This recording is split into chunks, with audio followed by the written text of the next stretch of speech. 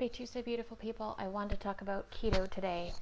I've had 4 people in the last week ask me about it, and it is such a constant thing that we're always paying attention to sort of what's coming down the pipe as far as diets go, and definitely keto is super trending, super hot, and working for people.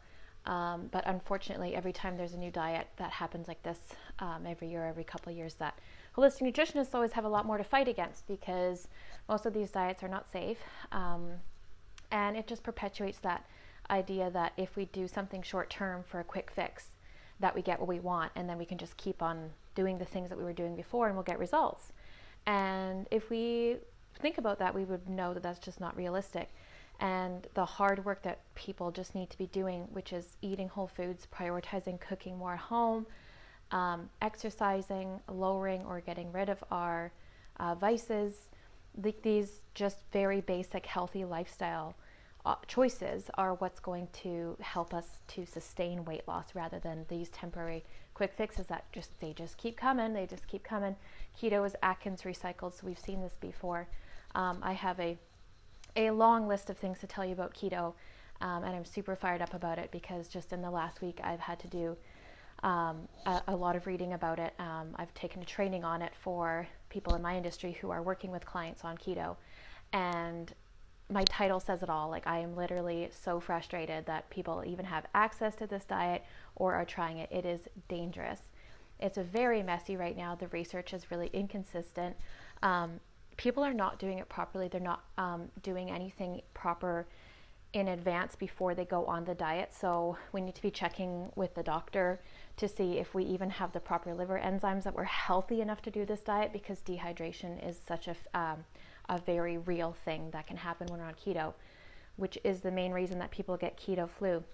If you go on keto diet and you do it properly, which is really, really hard if you're doing the calculations properly and you're like really doing it right, keto flu is sort of your entryway. It's like, welcome to this great diet, and now you're going to feel really horrible. You're going to have all sorts of really, really crappy symptoms, which are basically a result of you being severely dehydrated, which is so dangerous. But if people get there, like once they get through that, that's when they start losing weight.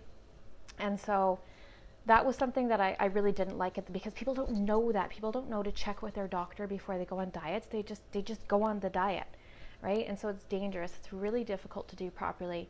Not many people are going to be doing the proper calculations and actually sitting down and like really doing it right so that they get into ketosis. It is beneficial for our nervous system. That's one good thing.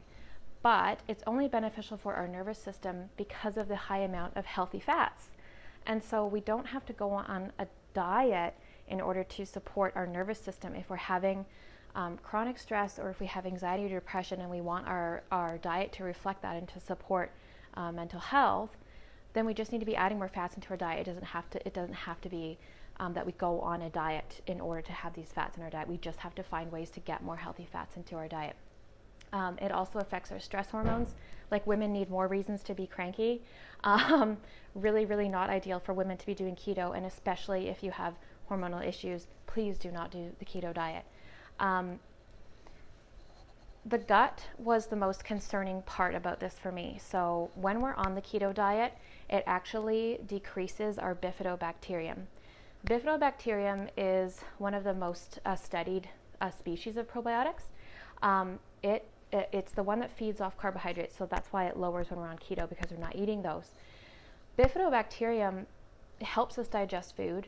It also staves off harmful viruses and bacteria. And when we're on this diet, we're lowering that. And so I really don't like that. The whole point of eating a well-rounded diet is to have different strains of bacteria, healthy bacteria in our gut, so that we want this really great variety in our gut. We want to have all these different strains. And so that's for our proper immune system, proper mental health. So then why would we do a diet that actually lowers one of the really important bacteria that we have in our gut? That scares me about keto. We want to have a really a variety diet to have a good diversity of healthy gut bacteria. I don't recommend a diet that is going to lower the diversity of our gut bacteria. When I said at the beginning, it's messy right now and research is really inconsistent. So studies are just not able to determine the long or short-term effects of this. And that's for a few reasons. It's really complicated doing nutritional science. I posted about that in most of my groups a couple weeks ago, is like just how complicated nutritional science is. There's just too many variables. It's really, really hard to track and to study. But specifically for the bifidobacterium, we don't know the long and short-term effects of people having that specific probiotic lowered in their gut because of keto diet. The only, other than it being beneficial for the nervous system because of the fats, the only positive that I read was if people are going to do it, and I don't ever recommend diets. If people come to me and they're on diets, I don't recommend that they go off unless they want that and they want support moving off of it. But I just want people to eat a whole foods diet. But the positive was if people do it right and do it for a month, and then use what they learned from the keto diet, which is like healthy fats, moderate protein, whole foods, but then add in healthy carbs. Like, these foods aren't bad for you, so we want to have these in our diet. We want to have a lot of fresh fruits and vegetables. So the positive that I read was like, if they're going to do it right and do it for a month, and then take principles from it, which is whole foods, and keep on a whole foods diet, but add in those healthy carbs. And there's always going to be an underlying reason why we're putting on weight. Like in holistic nutrition, we see weight gain as a symptom. There's just something else going on in the body. We just need to figure out what that root cause is, and then that symptom can balance out. So if you're struggling and you're trying to do keto, and that's like, you're just looking for that quick fix, there's just something else going on we need to find. The reason I'm so passionately putting this out here today is I know that this diet was originally created for children with epilepsy, so it's not meant to be a weight loss diet. Number two, if you've done keto in the past and you're struggling with the mental emotional part of it, because that lingers for a lot of people, like it's still stressing you out to try to get back to a normal diet after being on keto, please send me a message. I help women so much with the mental and emotional side of what we're trying to do, and when we are making changes in our diet, that's the hardest part about it, but I'm here to support you. I can't see any comments or anything coming in, but if you have any questions, please comment in the below.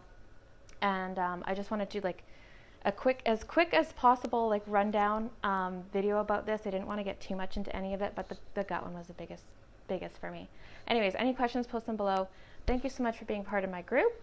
Send me a message if you need help, and I will be back in here soon to do another video. I hope you have a fantastic day.